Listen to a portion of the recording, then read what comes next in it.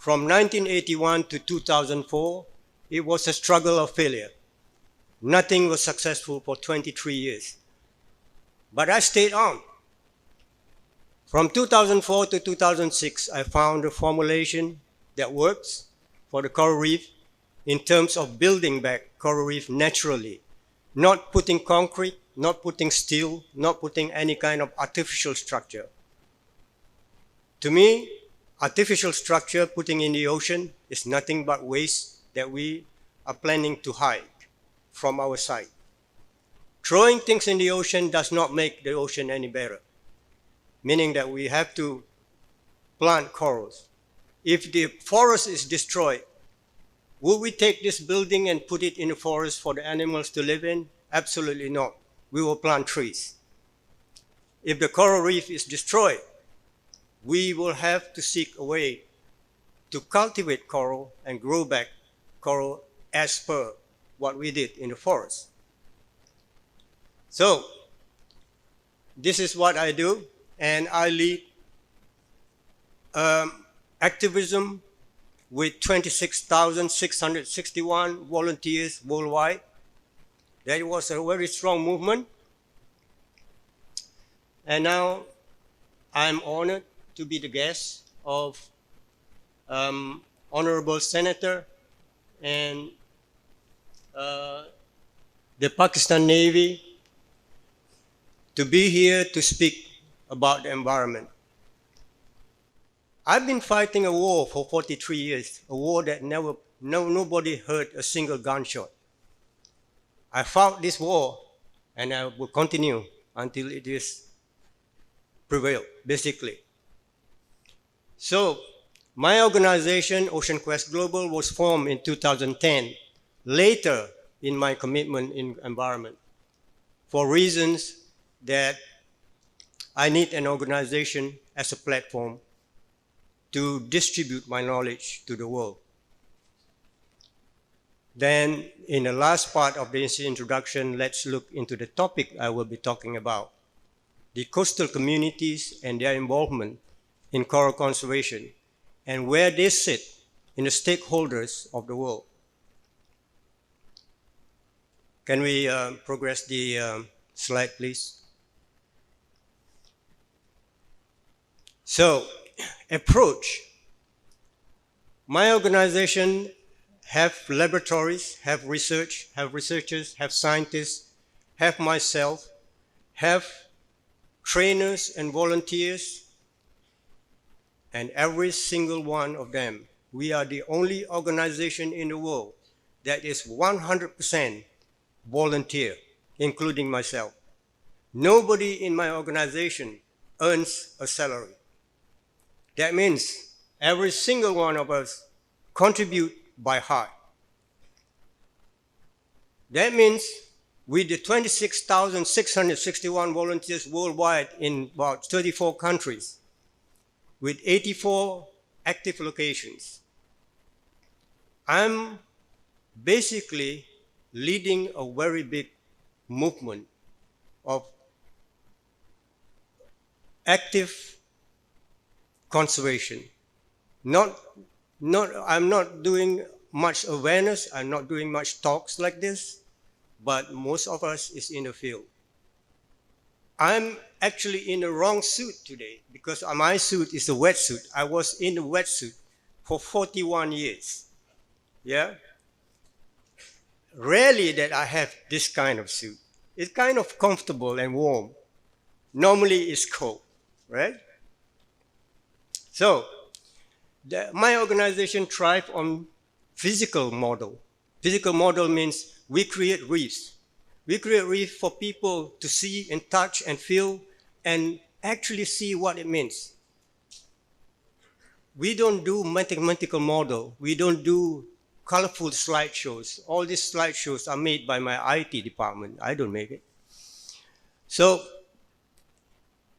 by having physical model means we have to design, build, plan, strategic, and partner with a lot of people who will make it happen. One of them is the armed forces. In Thailand, we are very successful with high-profile projects in Thailand the rehabilitation of reefs, the largest in the world ever attempt. And we successfully complete the 4-year project, and it was now reopened for the public. Why? Because the Navy is behind us. This is the message, that armed forces play a big role.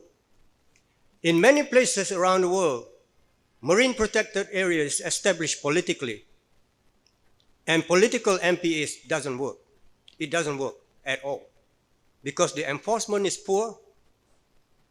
There is no SOP, there's no protocol. The politician will say, hey, vote for me. I'll give you a section of the MPA to take care of so that you can collect money from anybody who's using it. Then that little guy who vote for him gets the MPA and he do his own rule. He writes his own protocol, whatever he likes, right? But there's no SOP, no protocol, no legislation even. And then for the next 5 years, when the politician lost his election, another politician comes, the role goes over and over. In marine protected area, the armed forces or the people in uniform are very important to keep the law and legislation that is written in the books, not by a person that is sitting on the beach deciding what to do because he is entitled to, right? So, when I do the high-profile project in Maya Bay, I close a very popular touristic area that earns millions of dollars per month. And I request it to be closed. They think I'm crazy. It is an economic benefit for everyone. Of course, the tourism were against it. Everybody is against it. But the environment is completely dead. In the end, they get to close Maya Bay for 4 years for rehabilitation because the Navy helps it happen, makes it happen for me. And what happened after 4 years? Today is open. If you go to Maya Bay today, it's beautiful and pristine and full of life. The day it closed in May 2018, there is absolutely no life in that bay. Me and several officers from the national park were sitting on the beach. We don't even know where to start. It's so dead. But after 4 years of closure and rehabilitation and research, if you look at Maya Bay today, when I left on my last day, when I shook their hand and I said, take stewardship of this project, there are 107 sharks swimming in that bay. Beautiful.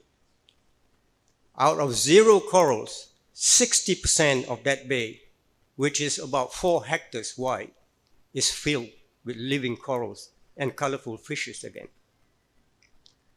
And today, the tourism who are against me when we want to close that bay, what do they say? They say, thank you, because now, with less people, I get more money, because when the reopening, I designed the new tourism policy. How many people can enter the bay per day? What is the activity they can do and what they cannot do? There's a protocol. There's a guide that guides them into that bay. Now, they have to pay extra to get in, the entrance fee. And where do this extra goes? It goes to the agents. It goes to the tourism people.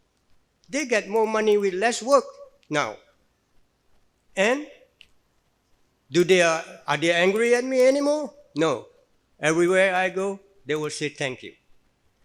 So that is only one of 34 countries that I work.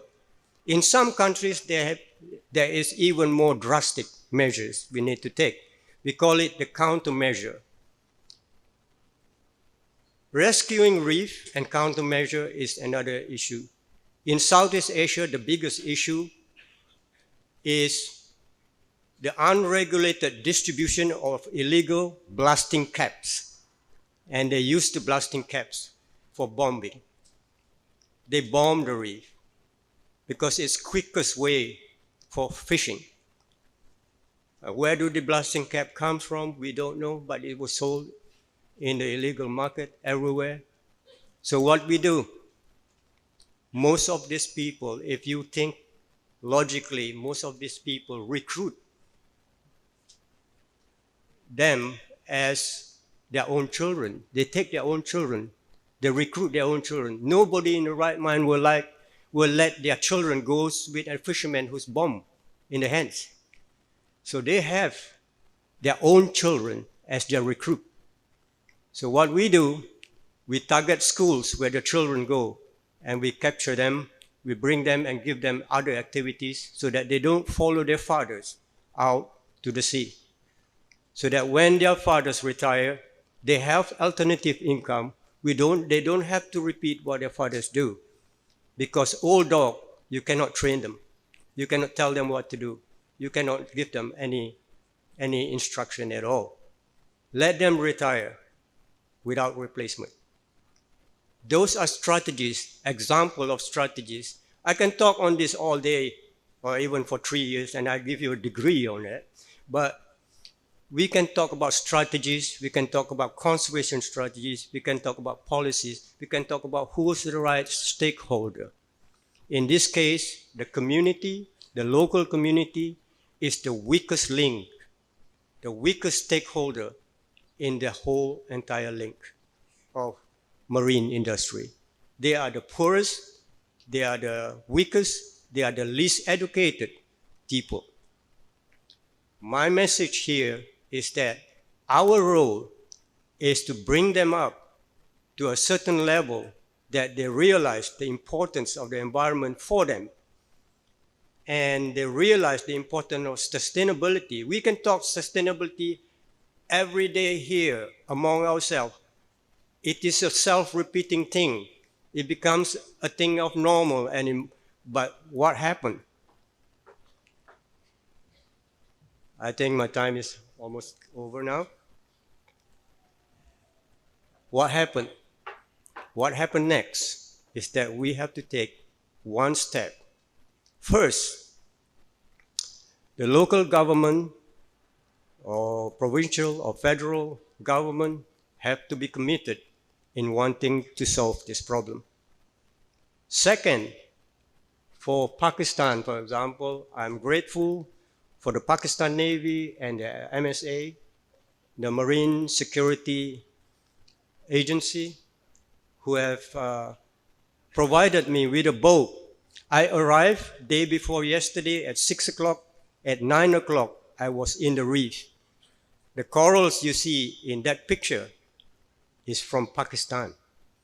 It is not from Asia. And you have corals. You have these resources. And who can protect it if it's not you? Then the next step is a question. When are we going to stand up from our comfortable seat and act on it? Thank you very much.